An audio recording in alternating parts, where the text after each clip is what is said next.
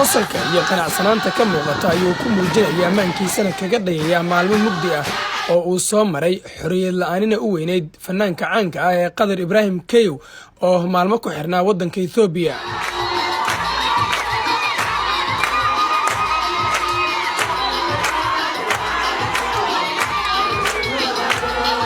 inuusan marti ahayn xorna yahay meel laga jecel yahayna uu yimid isla markaana lala qaybsanayay murugada maalmihiisii xariga iyo ku faraxsanaanta imaatinkiisa Muqdisho ayay si cod dheer ah ku muujinayaan taageerayaal aan kala harin oo hooyooyin iyo haldooro kaleba ay hormuud u yihiin kadib soo dhaweyntii maanta Muqdisho loogu sameeyay fanaanka Qadar Keyow.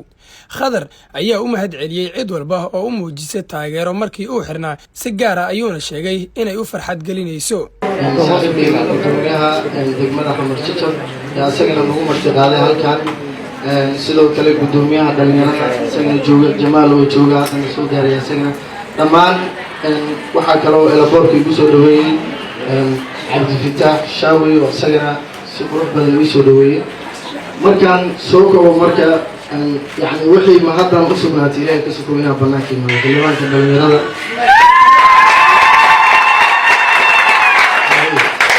سيد العينتيس قبل كتير بماركي هنا ولا xildhibaan Cabdulqaadir Carab oo ka tirsan baarlamaanka federaalka ah ee Soomaaliya oo qayb weyn ka qaatay soo deynta fanaanka caanka ah ee Qadar Keyow ayaa isna ka hadlay madasha fanaanka lagu soo dhaweynayay. waxaan aad kaga mahad celinaa xilligan orax kuleelka ayagoo aadan qadeynina saakana aanan mataqaanaa la soo quraacan in loo soo banaan baxay fanaankiina Soomaaliyeed Maxamed Qadar Ibrahim Keyow waxay tusay calaamadda aad ka tahay magaalada Muqdisho ee soo dhaweynta ay ku hayaan iyo qalbisamada ay ku hayaan marka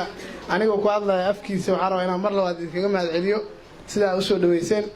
inta kadib Qadar waxa lagu xiray magaalada Addis Ababa ee dalka Itoobiya sanadkii hore bishii December dhamaadkeedii ilaahay maadiis muddo maalmo kooban gudahoodna xorriyadiisa dib ay u heleen kuma imaan xorriyadii inuu dib u helo si sahlan ilaahaygi weynaayo subxaanahu wa tacaala ay suuro geliyay ayaan u mahad celinaynaa labo shacabkii Soomaaliyeed ee ka dhiidhiyay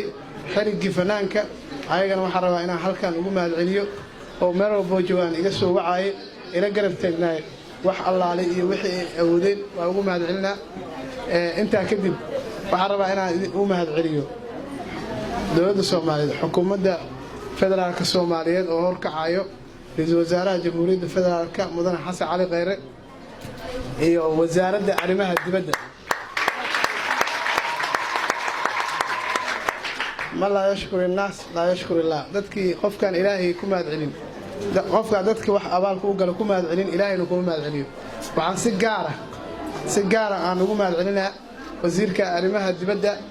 Axmed Ciise Cawad aanan iloobid karin kaalinta uu ku lahaay sii deynta fanaankeena Soomaaliyeed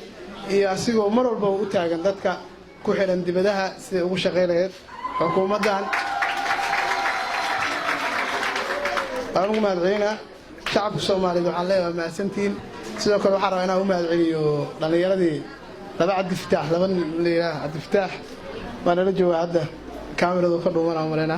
iyo nin Itoobiya joogo oo leeyahay Cabdifataax Aadan Tawfiiq oo har iyo habeen u taagnaay iyo gabdhihii u taagnaay iyo waalidiintii kulli waxaan leeyahay waa mahadsantiin. Qadar Keyow ayaa ka mid ah fanaaniinta qaaday heesaha kala duwan isla markaana heesihiisa dadku ay aad u jecel yihiin maalmo ayuuna ku xirnaa waddanka Itoobiya dadaal dheer kadib caawa waxa uu ku hoyanayaa magaalada Muqdisho oo ah halkii fankiisa uu ka hana qaaday. Maxamed Cabdi Xasan Iidle raadiyaha iyo telefishinka Dalsan